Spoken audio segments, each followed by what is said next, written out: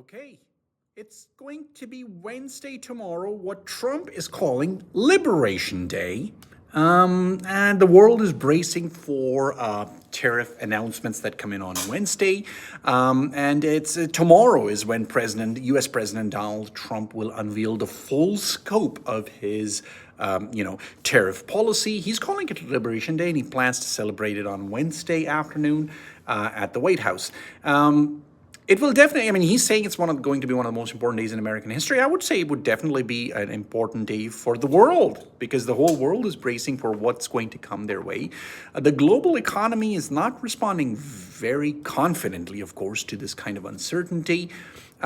The White House's perspective is that these tariffs will achieve goals of bringing manufacturing back to the United States. They will raise revenues, they will force companies to move to the States, they'll pay for tax cuts. Stock market, on the other hand, is not showing positive results. They're not convinced. There has been a loss in most of the gains that were made in, since the election. It's, one of the things is we don't know the details, right? Will this be a global tariff of 20%? This might be a strategy that Trump is planning on using. Or will it be smaller tariffs? And I'm reading this article right here. They're saying that, the details are still being discussed. However, one thing is quite obvious, and it's being mentioned in this article, is that the auto industry is definitely going to get impacted.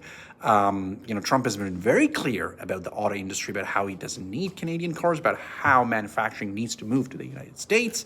And the auto industry is definitely bracing for impact, because this is what happened with the auto industry right now.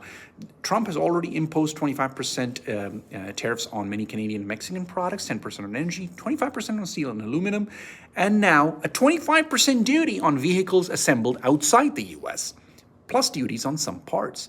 So it'll be interesting to see what happens with the auto industry. They're not too happy about it.